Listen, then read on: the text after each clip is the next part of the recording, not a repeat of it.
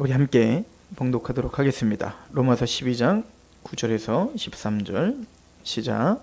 사랑에는 거짓이 없나니 악을 미워하고 선에 속하라.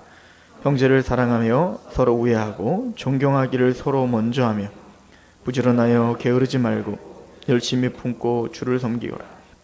소망에 즐거워하며 환난 중에 참으며 기도에 항상 힘쓰며 성도들의 쓸 것을 공급하며 손 대접하기를 힘쓰라. 아멘.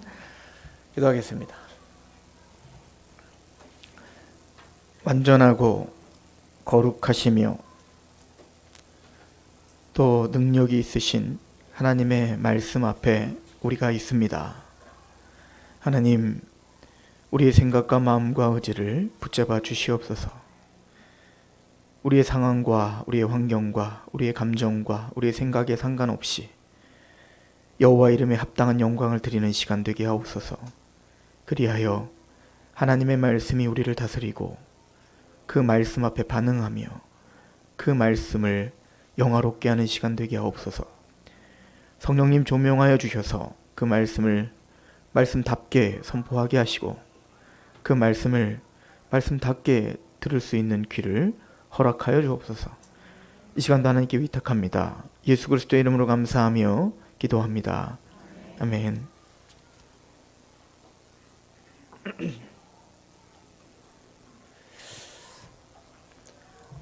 오늘은 사랑에 대한 이야기입니다. 우리가 지난 시간에 사도 바울이 산제물이 된다라고 하는 것을 그러면 뜬구름 잡는 게 아니라 우리가 그러므로 이제는 너희 몸을 거룩한 산제물, 즉 구별된 그런 제물된 삶을 살아야 되는데 그 제물된 삶이 뭐냐, 예배자의 삶이 뭐냐라고 하는 것을 구체적으로 우리에게 설명해 주고 있었습니다. 먼저는 하나님께 대하여 이 세상 풍조를 따르지 않고, 그죠? 공중공세를 따르지 않는 것, 이것이 사실은 먼저죠. 그래서 이것을 로마서 12장은 2절은 이렇게 얘기하고 있었어요. 이 세대를 본받지 말고 오직 마음을 새롭게 함으로 변화를 받아 하나님의 선하시고 기뻐하시고 온전한 뜻이 무엇인지 분별하는 것. 이것이 산제물됨의 첫 번째입니다. 그러니까 우리가 하나님의 백성이라 하는 거, 우리가 구원받았습니다. 그래서 성도입니다. 교회입니다. 라고 말할 때 그것은 외형적인 무엇을 보며 이 사람이 성도이구나, 이게 교회구나, 이게 성전이구나 를 판단하는 게 아니라 복음이 있는가. 그래서 로마서 1장부터 11장까지 그 안에 십자가가 있는가, 그 안에 하나님의 그 사랑을 알고 있는가, 하나님의 말씀이 선포되고 있는가, 이걸 먼저 판가름해야 돼요. 그리고 그 하나님의 말씀이 우리를 주장하고 있다는 것을, 또 우리가 거듭나 하나님의 백성됨을 우리는 어찌 알 수 있습니까? 나 교회 다닙니다, 나는 종교가 기독교입니다 로 판가름하는 게 아니에요. 분명히 교회에는, 이 보여지는 교회는 알곡과 가라지가 있는 거예요. 분명히 보여지는 교회에는 양과 염소가 있는 겁니다. 부르심 받은 사람은 많지만 택함 받은 사람은 적다라고 말합니다. 그러면 우리가 택함 받은 걸 어찌 알죠? 너희 복음이 말로만 임한 것이 아니라 능력과 성령과 큰 확신으로 임한다. 그 복음이 정말 우리에게 역사했냐 이거예요. 십자가와 부활의 그 이야기가 그냥 하나의 스토리로 우리에게 들려지는 게 아니라, 그냥 예수님의 십자가가 죽으신 그 처절한 그 십자가를 바라볼 때 그냥 내 마음이 그냥 그 예수님이 불쌍한 게 아니라 그 십자가가 내 사건이라고 믿어지냔 말이에요. 또 예수님의 부활이 정말 나의 사건이냐고 믿어지냔 말입니다. 이걸 물어보죠. 고린도후서 13장 5절에 고린도 교회에게 선포하는 편지죠. 교회입니다. 교회예요. 근데 말을 하기를 너희가 믿음에 있는가 스스로 시험하고 확증하라 라고 말하지 않습니까? 참된 믿음인가 시험하고 확증하라. 그리고 이어지는 말씀이 예수 그리스도께서 너희 안에 거하시느냐, 그렇지 않으면 너희는 버리운 자다. 우리가 겉으로 성도입니다, 교회입니다가 아니라 우리를 한번 돌아보라는 거예요. 내 안에 정말 예수님이 거하시는가? 내 안에 복음이 역사하는가? 내 안에 정말 생명이 있는가? 이거를 진지하게 물어보라는 겁니다. 이게 사도 바울이 했던 얘기죠. 우리가 그 복음의 은혜를 안다면 그러므로 너희 몸을 거룩한 구별된 세상과는 다른 산제물이 되어야 된다는 거예요. 사도 바울이 자신의 모든 인생을 마칠 때 나는 이제 나의 모든 삶을 하나님께 전제로 내어드렸다라고 말하지 않습니까? 그리고 내가 달려갈 길을 마치고 이제는 주님께 간다라고 디모데에게 편지를 보내죠. 그러면 그렇게 참된 하나님의 백성들이 하나님과의 관계 속에 살아있음의 증거가 뭐냐고요?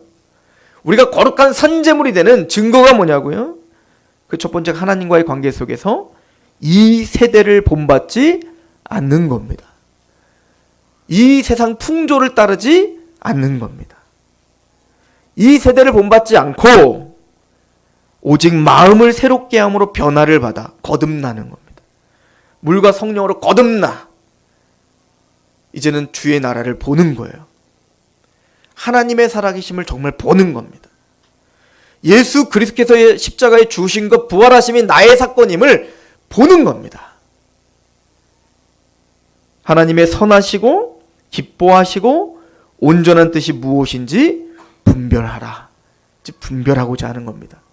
이 세대를 본받지 않기 위해 그러면 내가 어떻게 사는 것이 하나님께 산제물이 되는 겁니까? 어떻게 하는 것이 하나님께 영광이 되는 겁니까? 어떻게 하는 것이 하나님 주의 말씀 앞에 사는 겁니까? 이런 고백이 터져 나오는 거예요. 하나님의 백성이란 우리가 내 아들을 사랑하고 내 자녀를 사랑하면 내 자녀가 무엇을 좋아할까? 내 자녀가 무엇을 원할까? 지금 어떤 것을 해줘야 내 자녀에게 최상의 것을 주는 걸까? 항상 고민하는 게 부모 아니에요? 그게 사랑 아닙니까? 사랑하는 사람이 뭘 좋아하는지, 무엇을 싫어하는지, 어떻게 해야 이 사랑하는 사람이 더 평안한지, 더 마음이 기쁜지 그것을 연구하고 고민하고 그것을 드리고 싶은 마음이 있는 게 사랑 아닙니까? 우리가 진짜 예수님을 믿어 그 십자가에 감격하여 마음을 다하고 뜻을 다하고 목숨을 다해 하나님을 사랑한다면 하나님이 뭘 좋아하는지, 무엇을 원하는지, 내가 어디를 향해 가는지, 어떻게 살아가야 되는지 우리는 궁금해야 되는 겁니다. 마땅히 그거에 대해 갈망해야 되는 겁니다. 그래서 예수님께서 하나님의 나라에 대해서 이야기할 때 외형적인 걸 말하지 않습니다. 뭔가 큰 일을 행하는 걸 말하지 않습니다. 심령이 가난한가? 애통하는 마음이 있는가? 그 마음이 하나님의 거룩을 닮아가고자 마음이 청결한가? 의에 줄이고 목이 마른가?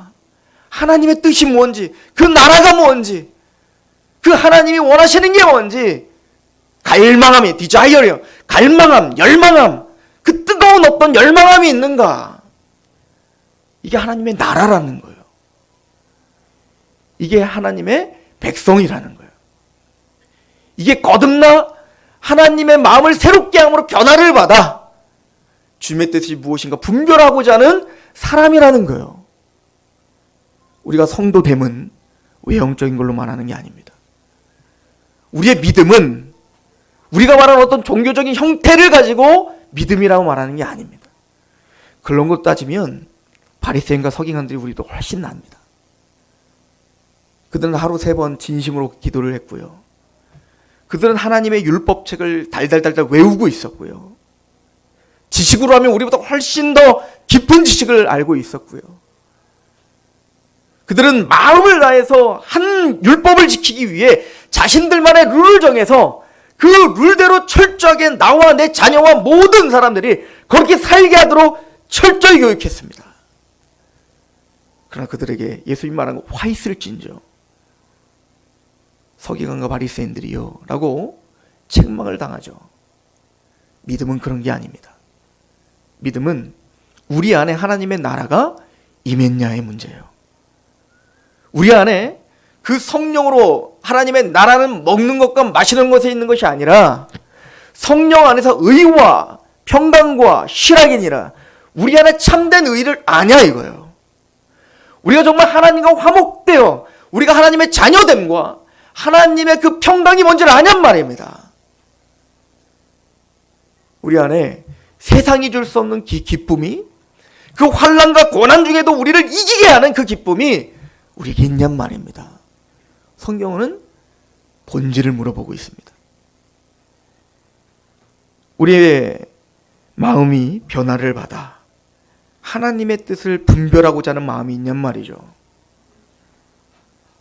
이게 하나님과의 관계 속에서의 산재물된 자의 태도입니다. 두 번째는 나와의 관계라고 했습니다.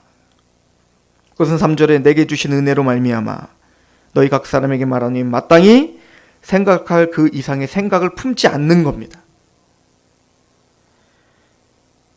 오직 하나님께서 각 사람에게 나눠주신 믿음의 분량대로 지혜롭게 생각하는 겁니다. 나를 판가름하고 나를 정의할 때 내가 이렇게 놓은 무엇이 나를 말하는 게 아니에요. 내가 갖고 있는 어떤 부함이 나를 말하는 게 아니에요. 내가 공부를 한 어떤 지식이 나를 정의하는 게 아니에요. 믿음대로 생각하라는 거예요. 믿음대로. 하나님은 우리를 판단할 때 우리가 세상적인 눈으로 보고 있는 그 가치 평가의 기준으로 나를 바라보지 않습니다. 여러분을 바라보지 않습니다. 하나님은 믿음의 분량대로 우리를 바라본다는 겁니다. 어디 학교를 나왔는가? 어느 직장을 갖고 있는가? 그래서 무엇을 행했는가? 어떤 업적을 일으켰는가? 그것은 아벨과 셋과 에녹과 노아와 이런 믿음의 선진들에게는 없는 것들입니다. 차라리 그 세상 판단의 기준들은 가인과 라멕과 네피림과 그런 하나님을 대적하는 사람들에게서 수두룩하게 드러나는 영웅주의예요.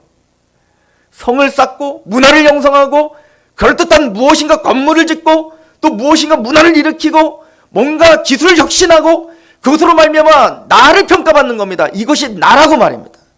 그럼 많은 사람들은 거기에 추앙을 합니다. 그 사람은 그 대학을 나왔대. 그 사람은 그런 직장에 다닌대. 그 사람은 그런 일을 했대. 그런 사람은 그런 거래. 라고 그 사람이 추앙받아요. 아니요. 기독교는 다 무너뜨리는 겁니다. 기독교의 평가 기준은, 나를 평가하는 기준은 믿음입니다. 내가 십자가 앞에 어떤 존재인가?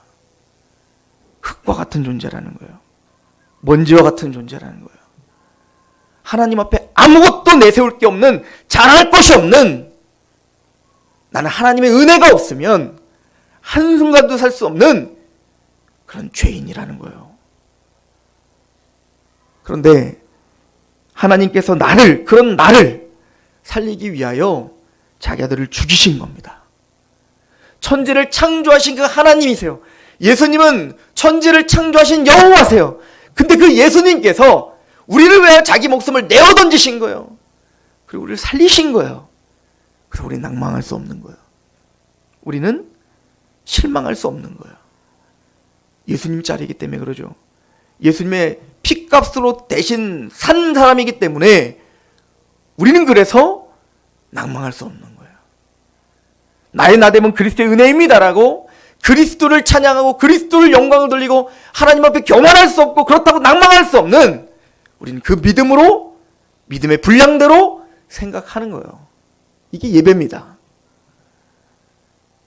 그렇게 각자가 예수 그리스도와 하나님과의 그 결과, 그 연합된 결과를 통해 한 복음 안에, 한 성령 안에, 한 하나님 안에 우리가 하나가 되어 그렇게 그 믿음의 분량대로 자기 자신을 정리하고, 그래서 하나님 앞에 교만하지 않은 그런 하나님의 백성들이 모이는 곳이 교회인 거예요. 그럼 교회 안에서 어떤 일이 벌어질까요? 교회 안에서 이웃과 이웃 간의 관계 속에서 우리가 산재물 된다는 게 무엇입니까? 그게 우리가 지난주에 봤던 말씀 아닙니까? 4절, 우리가 한 몸에 많은 지체를 가졌어 모든 지체가 같은 기능을 가진 것이 아니니 이와 같이 우리 많은 사람이 그리스도 안에서 한 몸이 되어 서로 지체가 되었느니라. 우리는 한 몸이라는 개념이 있어야 되는 겁니다. 이기주의, 개인주의는 교회 안에 있을 수 없습니다. 이제는 내 맘대로 사는 것이, 내 뜻대로 행하는 것이 교회 안에 있을 수 없습니다.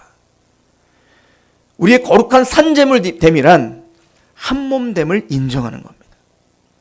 우리가 함께 걸어가고 있다는 걸 인정하는 겁니다. 연합되어 있다는 걸 인정하는 겁니다. 우리의 머리는 그리스도시요, 우리는 그 머리에 연결이 된 그리스도의 몸이라는 걸 인정하시는 겁니다. 이 교회는 나의 야망을 이루는 곳이 아니죠. 이 교회는 나의 어떤 욕심을 이루는 곳이 아니죠. 이 교회는 그것들이 다 무너지고 모두가 예수 그리스도 앞에 무릎 꿇고 하나님의 그 말씀 앞에 연합이 되어 너와 나가 하나가 되는 곳입니다. 그래서 하나님은 우리에게 은혜의 분량대로 은사를 주셨습니다. 어떤 사람들은 가르치는 은사를 주셨습니다. 어떤 사람들은 섬기는 은사를 주셨습니다. 그러면 그 각자 주신 그 은사대로 하나님은 그 부족한 점이 보이는 거예요. 내가 갖고 있지 않은 것이 그 사람에게는 없습니다. 그 사람에 있는 것이 나에게는 있습니다. 그 사람이 없는 것이 나에게 있다 하여 교만하지 않습니다. 그 사람에게 나에게 있는 것이 그 사람이 없다고 하여 그 사람을 멸시하지 않습니다. 필요를 채워줍니다. 내가 가진 것을 그들에게 나눠주고 나에게 없는 것을 그들에게 기꺼이 은혜로 받습니다. 그래서 서로 그 부족한 점이 서로 채워지며 연합되어가 강력하게 하나가 되어가는 거예요. 레고 같죠, 레고. 그죠? 우린 튀어나온 게 있고 들어간 게 있어요. 그런데 그런 것들 다 맞추어 하나가 되어 하나님은 우리를 한 성령 안에, 한 복음 안에, 한 성전으로 지어져 가게 하신다는 얘기인 거예요. 하나님은 각자 개인주의로 구원을 시킵니다. 여러분들이 믿음이 좋다 하여 여러분들이 아들이 구원받는 게 아니에요. 여러분들이 믿음이 좋다 하여 여러분들의 가족이 구원받는 거 아니에요. 반드시 개인적으로 하나님을 만나야 됩니다. 반드시 하나님을 만나야 구원받습니다. 그래서 우리는 눈물을 흘리며 예수를 믿지 못하는, 만나지 못하는 그런 가족들을 위해 눈물을 흘리며 기도합니다. 그러나 그렇게 예수님 만난 하나님의 백성들은 새로운 가족으로 하나 됩니다. 떨어질 수 없는 이 하나됨이란 우리가 상상할 수 없는 하나됨입니다. 예수님이 가르쳐 주신 거예요. 왜 그러면 예수님은 우리를 교회로 묶였을까요? 왜 우리를 하나 되자고 했을까요? 왜 여러분들이 각자에게 은사를 주시어 그 은사로 마음을 다해 쏟아부어 헌신하여 왜 우리가 서로 섬기며 그렇게 하나가 되게 했을까요? 이거 아니면 우리는 죽어요. 이거 아니면 여러분들의 신앙이 지탱이 안 돼요. 하나님 그렇게 만들었어요, 우리를. 요즘에는 시대가 이상해져서 교회에 연합하지 않으려고 합니다. 왜냐하면 귀찮아요. 그리고 내 인생에 참견받는 게 싫어요. 그냥 하나님의 말씀 나 보고 깨닫고 그냥 나 혼자 예배드리고 알아서 할 테니까 나 간섭하지 말라는 거예요. 단언컨대 믿음 아닙니다. 그건 신앙 아닙니다.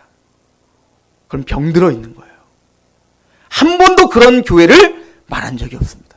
한 번도 그런 예배, 그런 믿음을 성경은 말한 적이 없습니다. 예수님의 이야기를 들어봅시다. 예수님은 십자가에 죽으시기 바로 직전에 마지막 자신의 생명을 건 기도를 합니다. 이걸 신학에서는 대제사장적 기도라고 이야기합니다. 이 기도가 요한복음 17장이에요. 제가 이제 요한복음 17장을 쭉 읽어드릴 겁니다. 그 요한복음 17장에 저의 생각을 다 제껴놓고 예수님이 직접 마지막 예수님이 하나님께 기도하는 유언과 같은 기도에 귀 기울이셔야 됩니다. 여러분들, 유언이라고 하는 것은 우리 아버지가 돌아가시고 우리 부모가 돌아가실 때 마지막 임종을 앞두고 마지막 우리에게 하시는 말씀은 가장 중요한 거 아니에요? 예수님이 십자가에 돌아가시 전에 우리 자녀들에게 뭐라고 말씀하는지 귀 기울여 보십시다. 요한복음 17장입니다.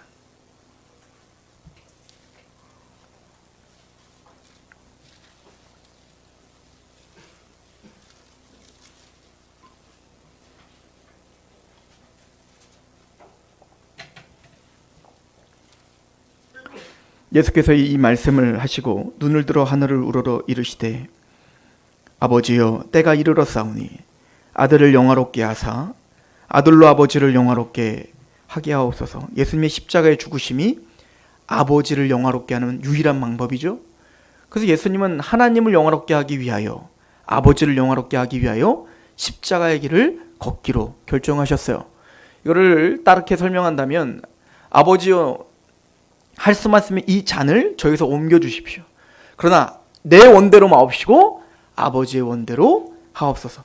자신의 생명을 마지막까지 쏟아 부으시며 하나님의 영광을 위해 십자가에 죽기로 결정하신 겁니다. 2절에 아버지께서 아들에게 주신 모든 사람에게 영생을 주게 하시려고 만민을 다스리는 권세를 아들에게 주셨음이로소이다. 영생은 곧 유일하신 참 하나님과 그가 모르신 자 예수 그리스도를 아는 것입니다. 영생이란 하나님을 아는 겁니다. 예수 그리스도를 아는 겁니다. 여기서 안다는 건 지식적인 알을 말하는 게 아니에요. 히브리적 개념의 알이라고 하는 것은 처음에 히브리서에 안다라고 하는 단어가 히브리서 성경에 야다라는 단어가 제일 먼저 쓰여진 것이 아담이 하와와 동침하다가 야다예요. 무슨 얘기냐면 인격적인 알을 말하는, 관계적인 알을 말하는 겁니다. 그러니까 하나님과 예수 그리스도를 인격적으로 만나고 관계적으로 우리가 연합된 상태를 말하는 겁니다. 4절 아버지께서 내게 하라고 주신 일을 내가 이루어 아버지를 이 세상에서 영화롭게 하였사오니 아버지여 창세전에 내가 아버지와 함께 가졌던 영화로서 지금도 아버지와 함께 나를 영화롭게 하옵소서. 그러면 예수님 십자가에 죽으신 진짜 목적이 여기 나오죠. 6절 그 영화롭게 하는 방법이 무엇입니까? 이 세상 중에서 내게 주신 사람들에게 내가 아버지의 이름을 나타내었나이다. 그들은 아버지의 것이었는데 내게 주셨으며 그들은 아버지의 말씀을 지켰습니다. 하나님을 아는 백성이 있습니다. 예수 그리스도의 말씀에 감격하는 백성이 있습니다. 그 십자가의 은혜에 감격하여 예수 그리스도를 알고 그 예수를 통하여 하나님을 알고 감격하여 마음을 다하고 뜻을 다하고 목숨을 다해 하나님을 사랑하는 그 백성들이 있습니다. 그들을 뭐라고 하냐면 하나님이 만세전부터 아버지의 것이었습니다. 하나님의 소유된 백성이 있습니다. 저는 여러분들과 제가 그 백성이라 믿습니다. 하나님을 안다면, 그 영생을 안다면 말입니다. 7절 지금 그들은 아버지께서 내게 주신 것이 다 아버지께로 온 것인 줄 알았나이다. 난 아버지께서 내게 주신 말씀들을 그들에게 주었사오며 그들은 이것을 받고 내가 아버지께서부터 나온 줄을 참으로 아오며 아버지께서 나를 보내신 줄도 믿었사옵나이다. 내가 그들을 위하여 비옵는 것은 세상을 위한 게 아닙니다. 이 세상을 위한 기도가 아니에요. 이제는 예수를 믿고 있는 우리를 위한 기도입니다. 하나님의 자녀들을 위한 기도입니다. 뭐라고 기도하죠? 내게 주신 자들을 위함이니이다. 그들은 아버지 것이로소이다. 내 것은 다 아버지 것이요 아버지의 것은 내 것이온데 내가 그들로 말미암아 영광을 받았나이다. 나는 세상에 더 있지 아니하나 그들은 세상에 있사옵고 나는 아버지께로 가옵나니 거룩하신 아버지여 내게 주신 아버지의 이름으로 그들을 보존하사 우리와 같이 그들도 하나 되게 하옵소서. 예수님의 마지막 피 흘리는 기도는 아버지가 선택하셔서 아버지의 은혜로 구원받아 하나님의 그 사랑에 감격하고 있는 하나님의 백성들이 여기 있습니다. 하나님, 내가 기도하는 것은 세상을 위한 기도가 아니라 그 택함받은 하나님의 백성들을 위한 기도인데, 아버지여 그들이 아버지의 그 영광을 알 수 있게 해주십시오. 하나님, 그러기 위해 하나님이 이 하나님의 백성들을 하나 되게 하여 주시옵소서. 하나됨, 연합됨. 왜 우리가 하나 되어야 됩니까? 12절 내가 그들과 함께 있을 때 내게 주신 아버지의 이름으로 그들을 보존하고 지키셨습니다. 그 중에 하나도 멸망하지 않고 다만 멸망의 자식뿐이 오니 이는 성경을 응하게 함입니다. 쉽게 얘기해서 예수님이 제자들과 함께 돌아다닐 때 제자들이 얼마나 하나님의 말씀을 대적하며 살았어요. 여러분들, 제자들이 예수님 3년 반 동안 따라다닐 때 거룩했습니까? 율법을 다 지켰습니까? 예수님의 말씀이 흡족했습니까? 그거 완전 반대였잖아요. 예수님을 따라다니는데 끊임없이 율법을 어기고 예수님을 그래서 위험에 처하게 하고, 또 요한 같은 경우는 그렇게 내 마음에 들지 않는다고 하나님께 불이 떨어져 그들 싹 다 죽이자고 하고, 사랑이 없었죠. 3년 반 동안 끊임없이 예수님의 말씀대로 사는 게 아니라 주님을 따라다니지만 그들은 욕심을 가지며 그렇게 세상 욕심, 내가 우의정 좌의정 되게 해주세요, 높은 자리에 앉게 해주세요, 끊임없이 그렇게 세상의 번영과 영광을 위해 십자가를 거부했던 자들이 제자들 아닙니까? 죽기 직전까지 말이죠. 그러나 그런 오합지졸 같은 제자들을 누가 보호하신 거예요? 예수님이 끝까지 보존하신 거 아닙니까? 이 얘기인 거예요. 아버지요, 내가 이들과 함께 다녔을 때 이들을 내가 보존했습니다. 이들을 내가 보호했습니다. 이들을 내가 도왔습니다. 이 얘기인 겁니다. 근데 이제 나는 갑니다. 이 세상 안에 이들이 떨렁 남겨져 내가 떠나야 됩니다. 뭐가 걱정인지 아시겠어요, 예수님이? 계속 보시죠. 13절. 지금 내가 아버지께로 가오니 내가 세상에서 이 말을 하옵는 것은 내가 왜 이런 기도를 하냐면요, 아버지. 내가 왜 이렇게 기도하냐면요, 그들로 내 기쁨을 그들 안에 충만히 가지게 하려 함입니다. 이 세상이 주는 기쁨, 이 세상이 주는 그 영광, 그것을 갈망하지 않고 아버지, 내가 아버지와 갖고 있어서 그 기쁨, 그 신령한 기쁨, 그 영원한 기쁨, 이 기쁨을 제발 이 제자들도, 이 하나님의 자녀들에게 그 기쁨이 알게 하여 주십시오. 그 기쁨이 없으면 환난이 이기지 못하거든요. 그 기쁨이 없으면 그 믿음이 박살나거든요. 왜 그렇죠? 14절. 내가 아버지의 말씀을 그들에게 주었사오매 세상이 그들을 미워하였사옵나이다. 세상은 우리를 아끼지 않습니다. 세상은 어찌하든 우리의 믿음을 부셔버리기 위해 모든 수단과 방법을 가리지 않고 우리의 믿음을 파손시킵니다. 이 세상이 전부인 줄 알고 자꾸 속입니다. 하나님을 떠나게 하려고 할 겁니다. 우리의 믿음을 부셔버리게 할 겁니다. 하나님의 영광, 그 기쁨의 영광, 그 기쁨을 사그라뜨리게 할 것입니다. 이 공격이 너무너무 강한 거예요.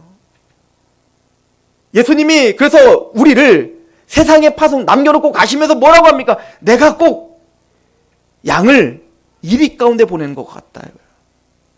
양이 이리 가운데 간다면 어떻게 될까요? 완전 갈기에 같이 끼어 죽지 않겠어요?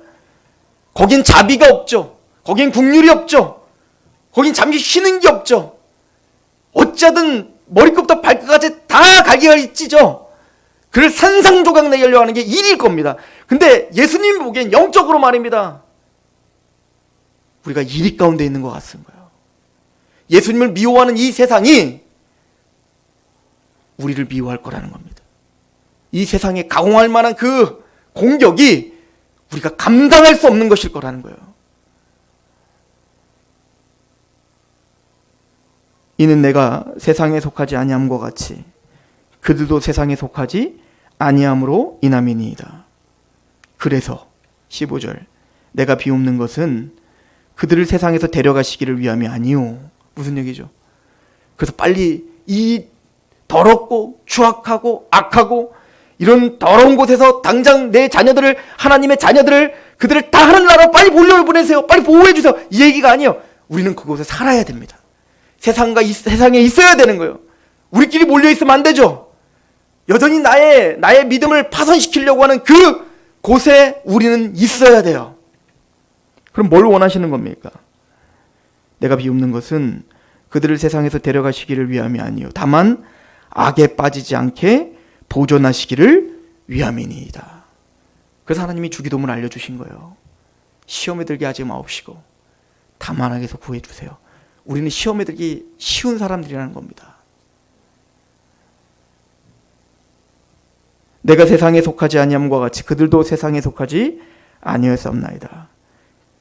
그들은 진리로 거룩하게 하옵시고 아버지의 말씀은 진리입니다. 이게 거룩한 산재물이 되라는 얘기죠. 이 악한 세상 속에서 이 세대를 본받지 말고 마음을 변화를 받아 하나님의 온전하신 뜻, 그 뜻이 무엇인가? 분별하라. 그 진리로 거룩해져라. 구별되어라. 하나님의 자녀다워라. 이 얘기인 겁니다. 그러기 위해서 우리에게 해야 될 게 뭐죠? 18절 아버지께서 나를 세상에 보내신 것과 같이 나도 그들을 세상에 보내었고 또 그들을 위하여 내가 나를 거룩하게 하오니 이는 그들로 진리로 거룩함을 얻게 하려 함이니이다.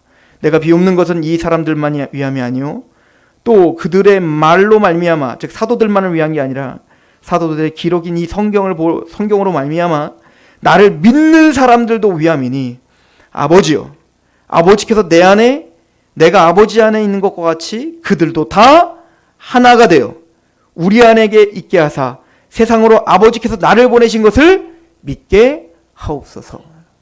그래서 마지막 주님이 우리를 위해서 기도하는 건 뭐냐면, 성부 하나님과 성자 예수님과 성령 하나님이 하나인, 삼위일체 하나님인 것처럼, 온전히 하나인 것처럼 우리들도 하나 되게 해주세요.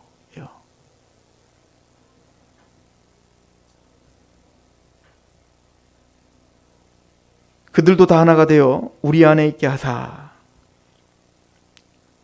아버지께서 나를 보내신 것을 믿게 하옵소서라고 말하죠. 하나가 되어 아버지께 있는 방법이 여기 있습니다. 우리가 온전히 하나가 되어 아버지께 있어. 그럴 때 세상으로 하여금 나를 아버지께서 보내신 것을 믿게 하옵소서. 여러분들, 전도가 뭐라고 생각하십니까? 전도. 개인적으로 복음을 전하는 거 전도죠. 그런데 예수님이 우리에게 알려주신 선순환이 있습니다. 그것은 내가 먼저 주님 앞에 주님을 만나는 겁니다. 그래서 마음을 다하고 뜻을 다하고 하나님을 사랑하고 그 말씀에 집중하는 겁니다. 그랬더니 함께 집중하고 있는 하나님의 백성들을 한 몸으로 세워주셨습니다. 그래서 한 말씀, 한 복음, 한 성령, 한 하나님으로 우리가 하나가 되는 겁니다. 하나가 되어 세상이 줄 수 없는 그 연합이 되므로, 그 연합된 사랑으로 세상은 우리를 보며 하나님께서 아들을 내어주셨다는 그 복음의 메시지를 믿게 할 수 있다는 거예요. 내 말로 하는 게 아니에요. 교회가 하는 겁니다. 우리가 연합되지 못하면, 우리가 하나 되지 못하면 우리는 증거자의 삶을 살 수 없습니다. 이 예수님이 하신 얘기예요. 제가 한 게 아닙니다. 계속 가볼까요? 22절, 내게 주신 영광을 내가 그들에게도 주었사오니 이는 우리가 하나 된 것과 같이 그들도 하나 되게 하려 함이니이다. 곧 내가 그들 안에 있고 아버지께서 내 안에 계시어 그들을 온전함을 이루어 하나가 되게 하려 함은, 왜 우리가 하나 돼야 되죠?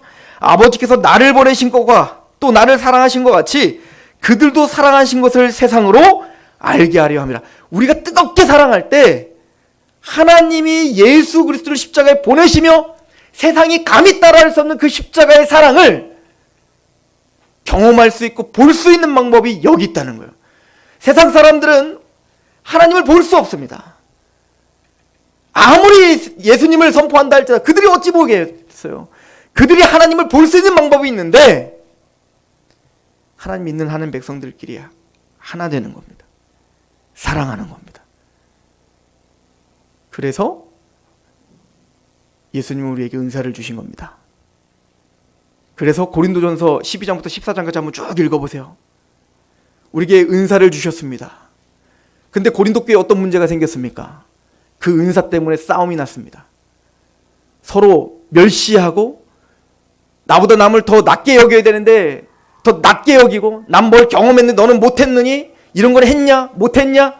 어떤 그런 것으로 사람들을 평가하기 시작했습니다. 하나님이 신령해 주신 은사, 신령해 주신 은혜를 내가 갖고 있고 내가 만든 것처럼 그렇게 사람들을 비판하기 시작했습니다. 내가 알지 못한 걸 사람이 몰라요? 알려주면 되는 거예요. 불쌍히. 내가 못하는 걸 이 사람이 해요? 그럼 그 앞에 겸손하게 도움을 청하면 되는 겁니다. 근데 고린도 교회는 이기적으로 나는 아볼로에게 배운 사람이야, 난 바울에게 배운 사람이야, 나는 베드로에게 배운 사람이야. 그래? 난 예수께 직접 배웠는데? 이렇게 아볼로 파여, 예수 파여, 계보 파여, 바울 파여 끊임없이 나의 무엇을 갖고 자랑하기 시작했습니다. 그래, 이게 옳다는 거예요. 내가 갖고 있는 게 옳다는 겁니다. 그게 사람들을 비판하기 시작했습니다. 그래서 바울이 고린도전서를 쓴 거예요. 그래, 너에게 은사를 줬다. 예언하는 은사, 방언 은사, 방언의 통변 은사, 그 모든 은사들을 줬다. 신령한 것이다. 좋다. 은사의 목적이 무엇이니? 그런 13장에 뭐라고 합니까? 13장에 사랑장이 있죠. 사랑이 없다면 다 울리는 꽹가리와도 같다는 거예요. 아무리 천사의 말을 할지라도 다 꽹가리 소리라는 거예요. 시끄러운 소리라는 겁니다. 그 안에 사랑이 없다면 아무것도 아니니라. 그 사랑이 없다면 우리가 뭘 깨달았건, 무슨 천국의 비밀을 알았건, 내가 어떤 신령한 죽은 사람을 일으키는 은사가 있던 아무것도 아니니라. 인정하십니까? 이게 주님이 하시는 말씀입니다.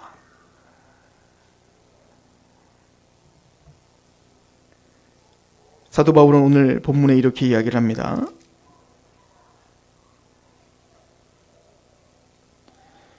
구절의 말씀에 12장 9절에 사랑하는 거짓이 없나니 악을 미워하고 선에 속하라. 형제를 사랑하고 서로 우애하고 존경하기를 서로 먼저 하며. 사랑이란 존중하는 겁니다. 존경하는 겁니다. 사도행전 고린도서 13장은 말하죠. 오래 참아주는 거고 온유한 겁니다. 무례하게 행하지 않는 겁니다. 사실은 다 언어에 관련된 이야기인 거예요. 그렇지 않습니까? 우린 무례하게 행하지 않습니다. 존중하고 서로 우애합니다. 이게 교회 안에서 이루어져야 될 사랑이죠. 그러면 이런 사랑을 위해 우리가 먼저 해야 될 게 있는데요. 11절 보시죠. 같이 읽어볼까요? 시작. 부지런하여 게으르지 말고 열심을 품고 주를 섬기라. 우리는 그래서 부지런하고 게으르지 말아야 됩니다. 뭐에 대해서? 주를 섬기는 일에 있어서 게으르지 말라는 거예요. 부지런하라는 겁니다. 희한하죠. 우리가 세상에 무엇을 이루는 데는 굉장히 부지런합니다. 그죠? 공부를 위해서는 엄청 부지런합니다. 내 명성을 쌓을 때는 너무너무 부지런합니다. 모든 것을 다 포기합니다. 근데 하나님의 것에 대해서는 부지런하지 않죠. 항상 우선순위에서 밀리죠. 모든 게 다 잘 되고 다 이뤄놓고 그러고 난 다음에 하나님의 말씀을 보든 기도를 하든 경건을 훈련하든 그 다음이죠. 이게 진짜 하나님의 거듭난 사람의 태도일까요? 지금 성경 그 얘기하는 거 아닙니까? 무엇보다 경건에 힘쓰라. 경건의 훈련을 하라. 사도 바울이 디모데에게 하는 얘기 아닙니까? 부지런하라는 겁니다. 뭐에 부지런하는 겁니까?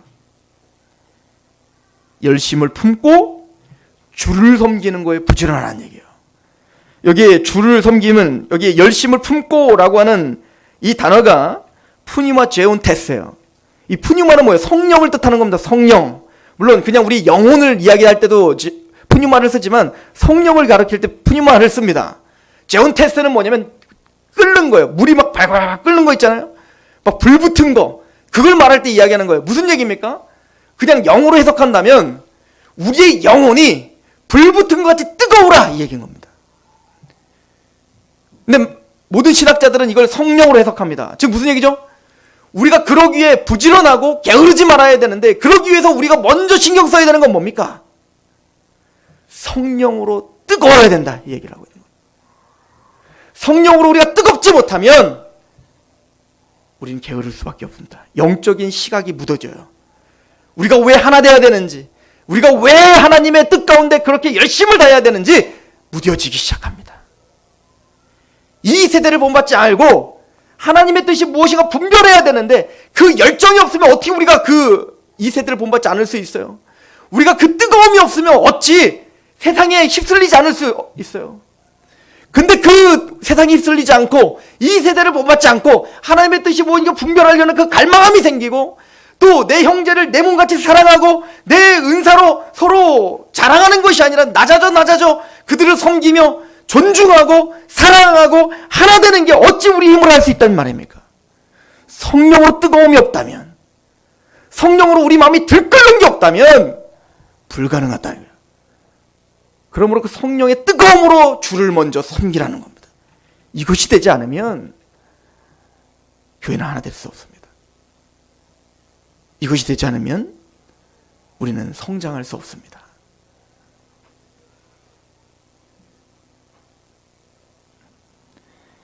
야고보서 1장 1절부터 보면 내 형제들아 너희가 여러 가지 시험을 당하거든 온전히 기쁘게 여기라는 거예요. 여러분들 이게 가능해요? 여러분들 시험 당하는데 온전히 기쁜 마음이 생깁니까? 안 생겨요. 근데 야고보는 우리에게 그렇게 선포합니다. 어떤 시험을 당하거든 온전히 기쁘게 여겨라. 온전히 기쁘게 여겨라. 이 말이 됩니까? 그러니까 우리는 자포자기하는 겁니다. 그는 거룩하신 야고보님만 하세요.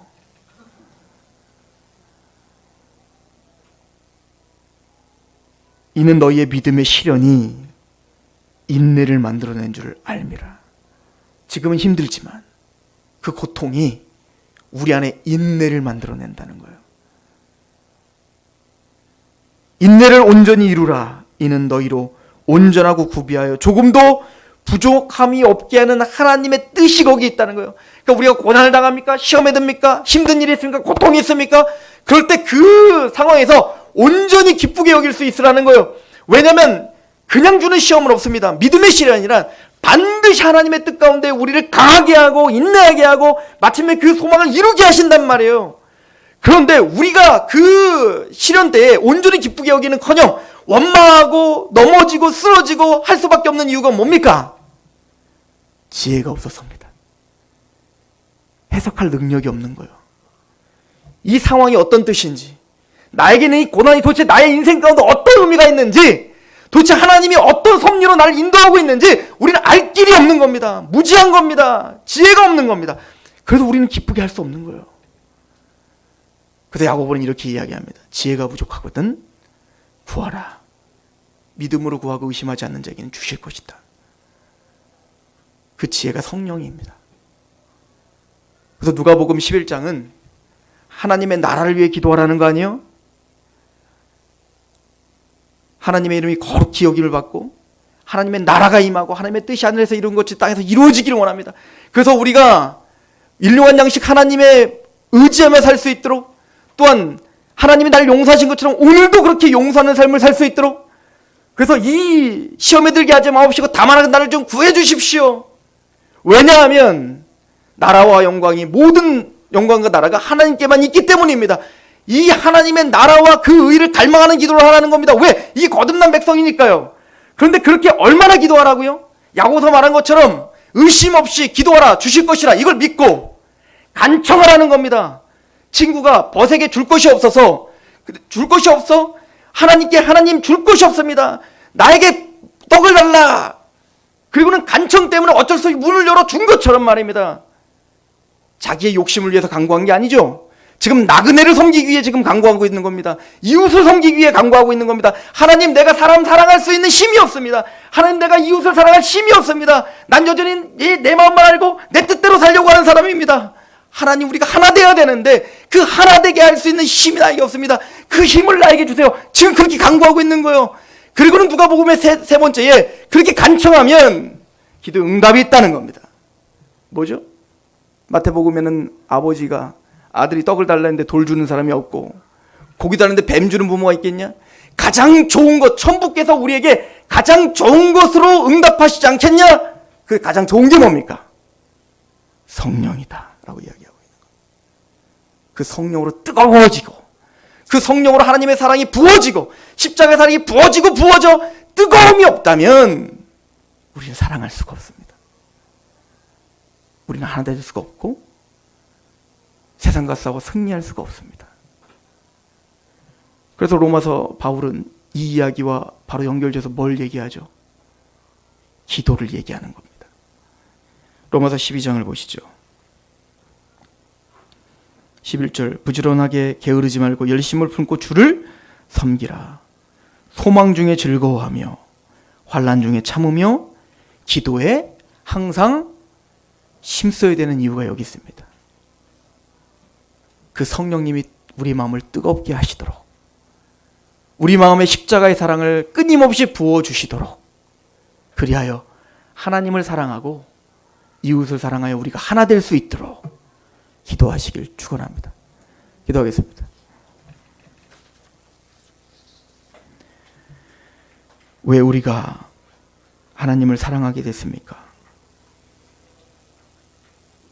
성령님으로 우리를 거듭나게 하시사 하나님의 사랑을 우리에게 부어주시며 우리 마음을 뜨겁게 하시어 우리가 하나 되기를 갈망하게 하셨습니까?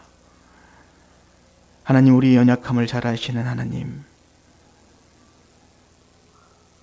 우리가 세상 가운데 세상과 싸워 우리가 보존돼야 되며 마지막 날 부활의 몸을 덧입을 때 우리가 그리스도의 그 영광스러운 모습으로 그렇게 완성돼야 될 터인데 그 과정 중에 외롭지 않도록 우리를 그리스도의 머리 대신 그리스도의 몸된 지체로 하나 되게 하셨습니다.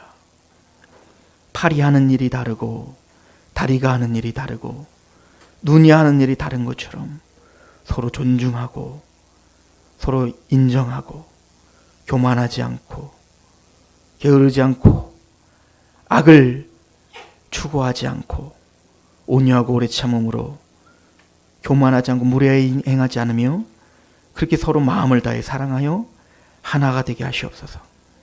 그로 인하여 세상이 하나님의 살아계심을 보게 하시고 외아들이신 예수 그리스도를 우리에게 보내주셔 구원시켰다는 그 사실과 뜨겁게 우리를 사랑하시는 하나님의 사랑을 이 공동체를 통해 보게 하시옵소서. 예수 그리스도의 이름으로 감사하며 기도합니다. 아멘. 찬양합시다.